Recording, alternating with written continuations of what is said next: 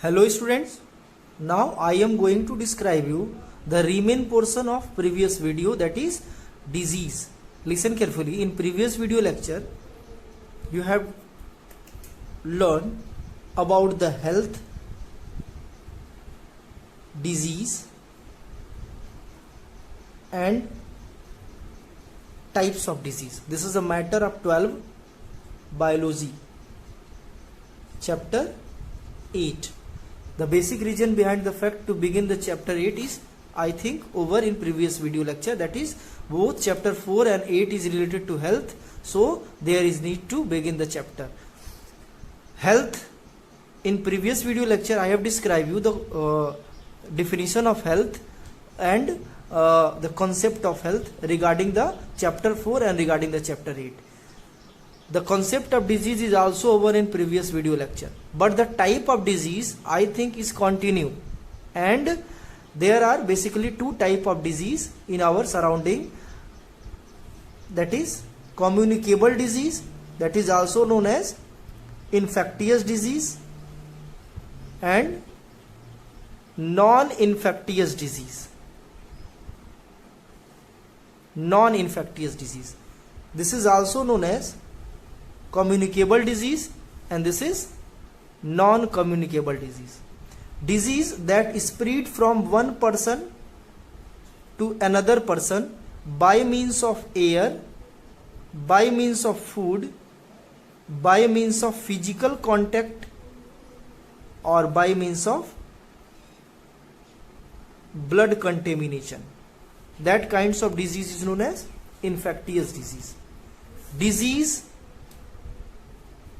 that do not spread from one person to another person by means of air, food, physical or blood contamination, there will be the non-infectious disease. In previous video lecture I have described you the list of infectious disease is too longer than the non-infectious disease. For example, viral disease, bacterial disease, protozoan disease, fungal disease, helminth disease are some of the common type of disease. This is the category of disease, category of infectious disease on the basis of their pathogen. For example, viral disease, AIDS, dengue, pox, polio, encephalitis, chikungunya, common cold, corona, COVID-19, etc. Bacterial disease, typhoid, pneumonia, tetanus, cholera are some of the common bacterial disease. Video के साथ आप इसको note कर लीजिए, pause करके video के साथ note कर लीजिए. प्रोटोजोअन डिजीज में मलेरिया, मैंने बताया था प्लाज्मोडियम एक प्रोटोजोआ है. अमीबिएसिस, ये भी डिजीज है, एंट अमीबा हिस्टोलिटिका के थ्रू होता है, तो ये प्रोटोजोअन डिजीज है. ठीक है. फंगल डिजीज में रिंगवर्म और हेलमिंथ डिजीज में फाइलेरिया और एस्केरिएसिस, ये दो ऐसे डिजीज है जो हेलमिंथ डिजीज, इसको वॉर्म डिजीज कहते हैं. तो ये लिस्ट लंबी, इसलिए इसको हम बाद में पढ़ाएंगे. इसकी लिस्ट बहुत छोटी है, जैसे कुछ पढ़ने हैं कुछ नहीं पढ़ने. फॉर एग्जाम्पल डायबिटीज है लेकिन पढ़ने नहीं है.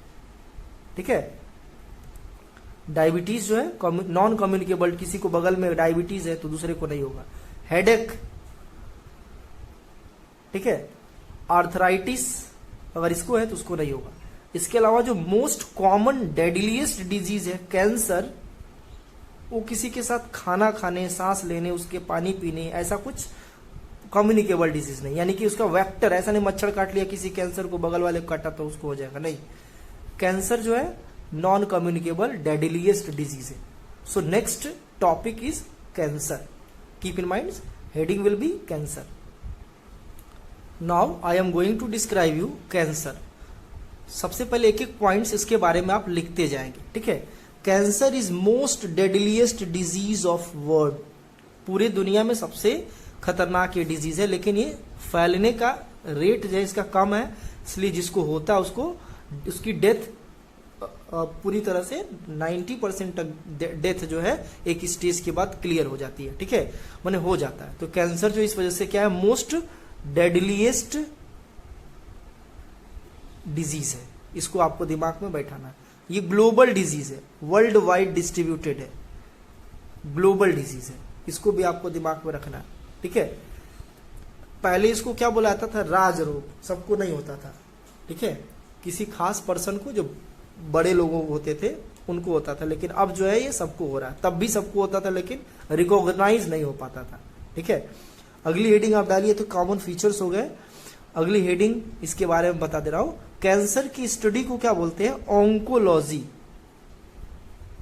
कैंसर की स्टडी को क्या बोलते हैं, ऑन्कोलॉजी। ये आप दिमाग में बैठा दीजिए, the study of cancer is known as oncology. And genes, it is the gene related genetic disorders. It is the sum of the genes get affected by the cancer. The genes that responsible to form the cancers are called as oncogenes. Oncogenes. Some of the pathogens cause the cancer. Some of the pathogens carry the information of cancer, genes of cancer, that is known as oncovirus. So these are some points related to cancer. And I will also describe you what are the basic region, key region and major region for cancer. Now next heading is symptoms of cancer.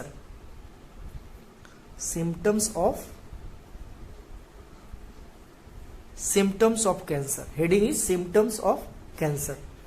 Actually the basic symptoms of cancer is abnormal growth of normal cell.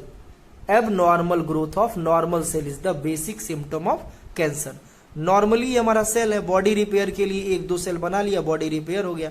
Body के growth के लिए एक दो cell बना लिया, ये क्या हो गया, ये नॉर्मल सेल की खास बात होगी। लेकिन कैंसरस सेल में क्या होता है कि सेल का जो ग्रोथ है वो रुकता ही नहीं है, ठीक है। एक सेल जो है वो कॉन्टिन्यूअस ग्रोथ करता रहता है, उस सेल डिवीजन उसमें रुकता ही नहीं है, और वो बगल वाले सेल में भी यही प्रॉपर्टी डिलीवर करते जाता है। तो ये एक बहुत बड़े ट्यूमर के फॉर्म में डेवलप करता जाता है, दूसरे सेल्स को भी इन्फेक्ट करता है, दूसरे सेल्स भी ऐसे ही ग्रो करते जाते हैं। So what are the basic symptoms of cancer, note कर लो। Abnormal growth, abnormal growth of normal cells which affect the physical and physiological activity of body parts, which affect the physical and physiological, which affect the physical and physiological activity of body parts. इसको आपको दिमाग में रखना है। The basic की symptoms is the abnormal growth of normal cell, ठीक है। और ये कैसे इंसान की डेथ हो जाती है, जैसे फॉर एग्जांपल ये हमारा आर्टरी वेन कैपिलरी यानी ब्लड वेसल्स है, इसमें ब्लड बह रहा है, ठीक है, ब्लड फ्लो हो रहा है, तो इसके अंदर जो ब्लड है, ठीक, सपोज दैट ये ब्लड सेल्स है, WBC। देखो ऐसे सेल को ही इन्फेक्ट होता है कैंसर जिसमें न्यूक्लियस होता है। WBC में न्यूक्लियस होता है, यानी WBC में सेल डिवीजन की कैपेसिटी होती है, इसलिए कैंसर WBC को ही अफेक्ट करता है। अगर ब्लड कैंसर है तो, इसके अलावा ब्रेन कैंसर है तो उसमें तो नॉर्मल सेल्स होते हैं, न्यूक्लिएटेड सेल्स होते हैं, लेकिन ब्लड में RBC को पता ही है कि उसमें न्यूक्लियस नहीं होता है, ठीक है, तो वो सेल्स अफेक्ट नहीं होता है। कौन सा सेल अफेक्ट होता है, WBC। तो सपोज दैट ये सेल है WBC, ये अफेक्टेड हो गया, कैंसरस हो गया, तो इसमें क्या होगा, ये सेल्स तेजी से सेल डिवीजन करेंगे और ऐसे ही छोटे छोटे बाकी सेल्स में ये प्रॉपर्टी डिलीवर कर देंगे।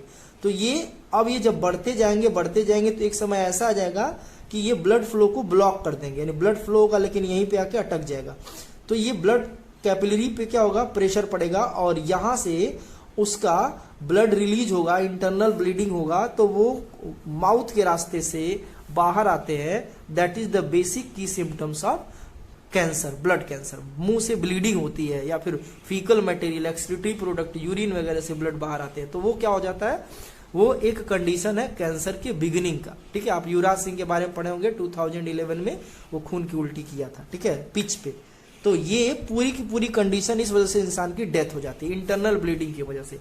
आई होप आपको सिम्टम्स और क्यों डेथ होती है इसके बारे में आपको अच्छी तरह से मालूम चल गया होगा, ठीक है। अब आते हैं स्टेज ऑफ कैंसर और state of cancer. Listen, stage of cancer, देखो सबसे पहले ये जानते हैं कि कैंसर होता क्यों है, ठीक है। बेसिकली क्या होता है कि सपोज दैट ये हमारा नॉर्मल सेल है, कौन सा सेल है, नॉर्मल। कुछ समय के बाद इसमें एक चेंजेज आता है, ये सेल डिवीजन करने लगता है और सेल डिवीजन रुकता ही नहीं इसमें, सेल डिवीजन इसमें क्या होता है, रुकता ही नहीं, और ये बंच ऑफ सेल बना लेता है। क्या बना लेता है, bunch of rapid dividing cells, जिसको क्या कहते हैं, bunch of proliferating cell, proliferating cell. Biology के लैंग्वेज में इस सेल को बोलते हैं, इस ग्रुप ऑफ सेल को बोलते हैं ट्यूमर सेल्स,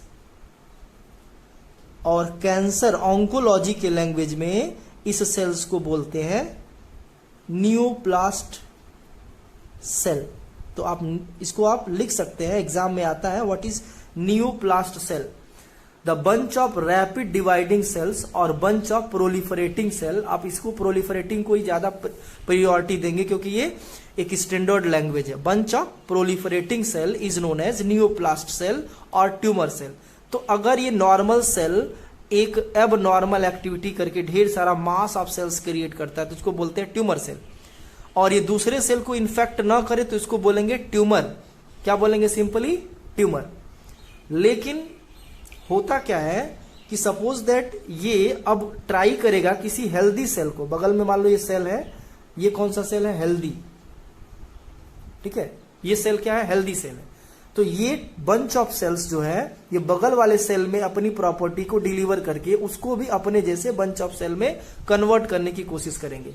लेकिन ये हेल्दी है इसलिए इसकी जो कैंसर काजिंग यानी ट्यूमर काजिंग प्रॉपर्टी है उसको क्या कर देगा, टॉलरेट कर देगा। If healthy cell able to tolerate the effect of neoplast cell और tumour cell, then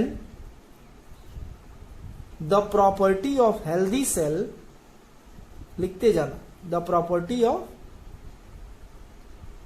healthy cell called contact inhibition, contact inhibition। so what is contact inhibition, ये बहुत इंपॉर्टेंट है जानना। आज का की पॉइंट्स यही है, contact INHI inhibition। Contact inhibition is the property of healthy cell by which they able to tolerate the effect of tumor cell।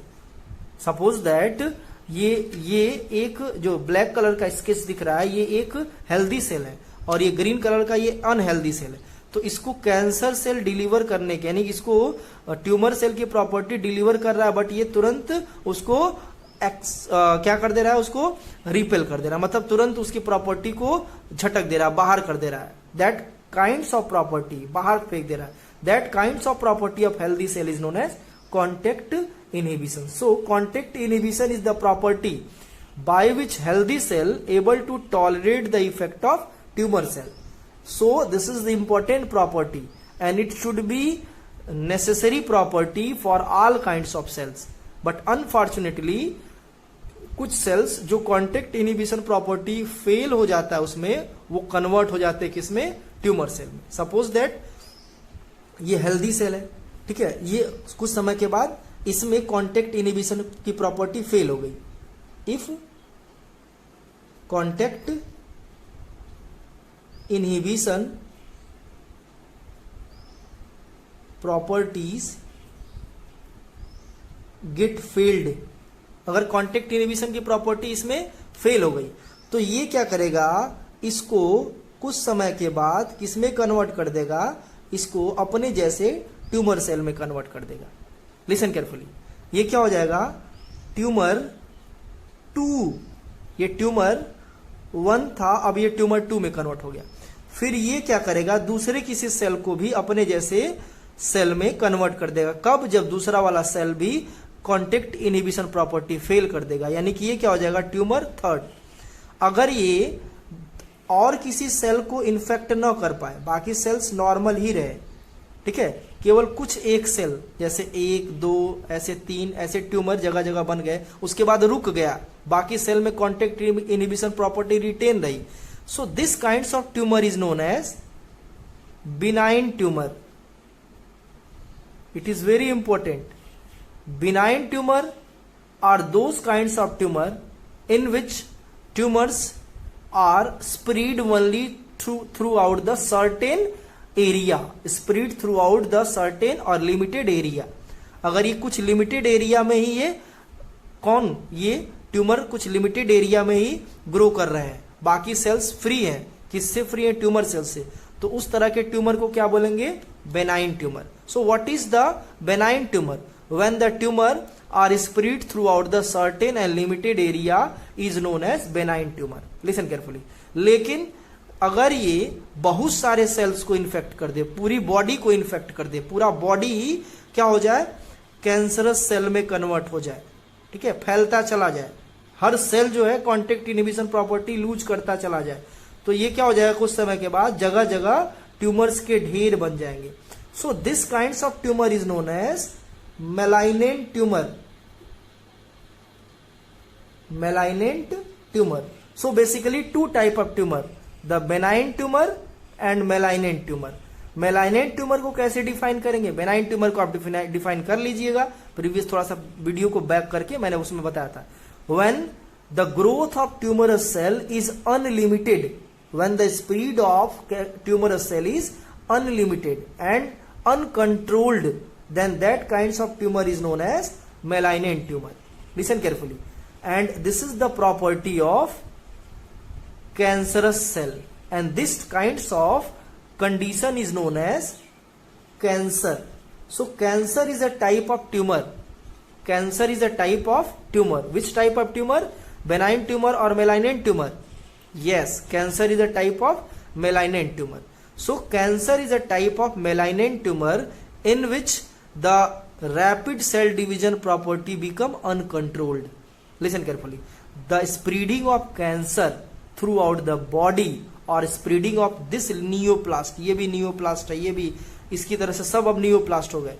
So spreading of neoplast cell or cancerous cell or tumor cells throughout the body is known as metastasis. Metastasis. So metastasis का concept आपका clear हो गया. Spreading of cancerous cell, metastasis. Malignant tumour का clear हो गया, benign tumour का clear हो गया. ठीक है, और क्या? कॉन्टेक्ट इनहिबिशन प्रॉपर्टी की क्लियर हो गई. ठीक है, बातें ये क्लियर हो गया. ठीक, स्टेज ऑफ कैंसर क्लियर हो गया. तो आई होप इसको आप अच्छे से एक एक करके स्टेप वाइज इसको नोट कर लेंगे, बना लेंगे. ठीक है, एक क्वेश्चन बहुत इंपॉर्टेंट है, उसको आप लिख लीजिए. What are the different between tumor and cancer? अब इसको आप सोचिएगा, करिएगा. देखो थोड़ा सा हिंट दे दूं, सभी तरह के ट्यूमर्स जो होते हैं वो कैंसर नहीं होते हैं. सभी तरह के जो ट्यूमर होते हैं वो कैंसर नहीं होते हैं, but all kinds of cancer are tumor. Thank you.